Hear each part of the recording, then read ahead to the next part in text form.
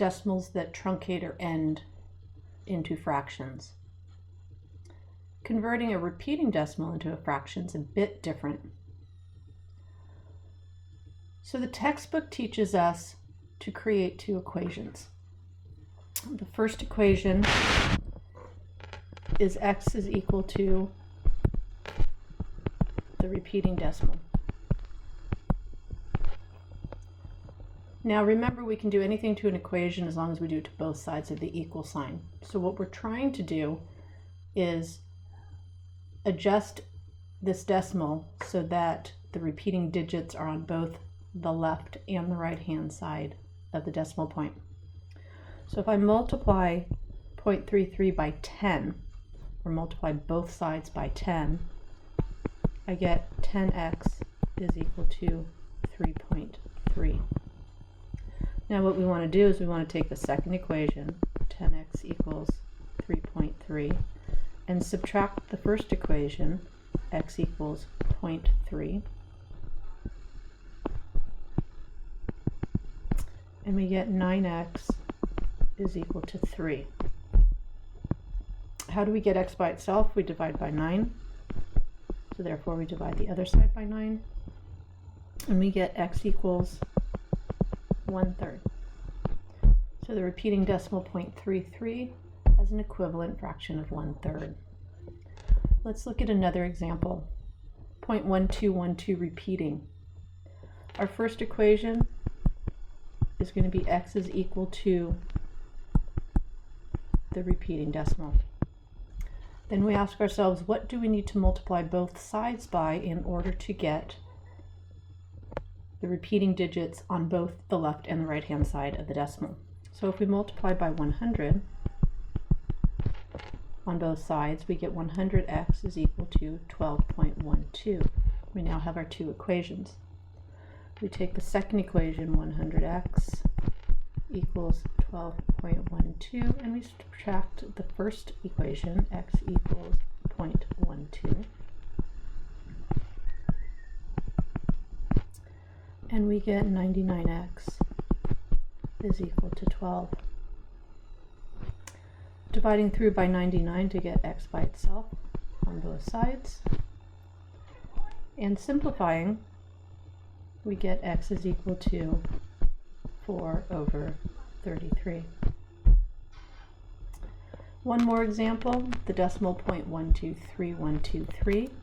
Our first equation, x is equal to the repeating decimal, 0.123123.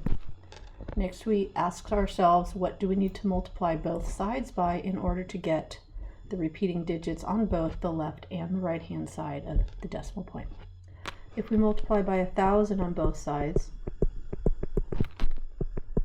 we get 1000x equals 123.123. We now have our two equations. We take the second equation and we subtract the first equation,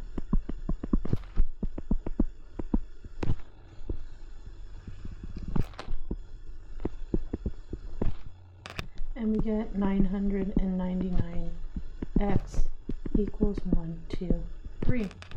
Dividing through by 999 on both sides,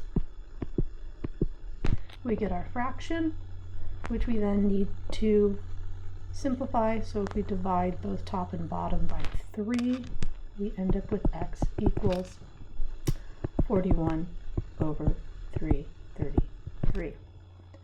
Now another way to explain this is a slightly different way. If I look at 0.33 repeating,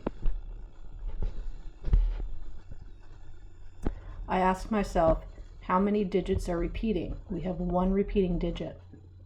We put the repeating digit as a whole number in the numerator, and the number of nines that correspond to the number of digits that repeat. So 0.33 has one digit that repeats, therefore 1 9 goes in the denominator. As a whole number, the repeating digit is 3. So we end up with 3/9, just like we did in the above method. Simplifying, we get 1/3. Looking at 0.1212, we ask ourselves how many digits are repeating. We see that 2 digits are repeating, so 2 9s go in our denominator. Our repeating digits is a whole number. 12 goes in the numerator, simplifying again to 4/33. And finally, 0.123, we ask ourselves how many digits are repeating.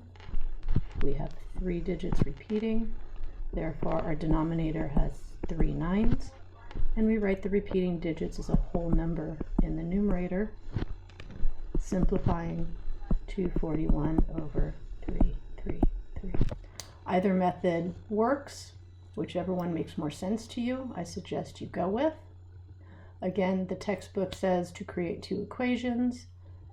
The short version says determine how many digits repeat, and that is the number of 9s in your denominator, and you write your repeating digits as a whole number in the numerator, and that is repeating decimals.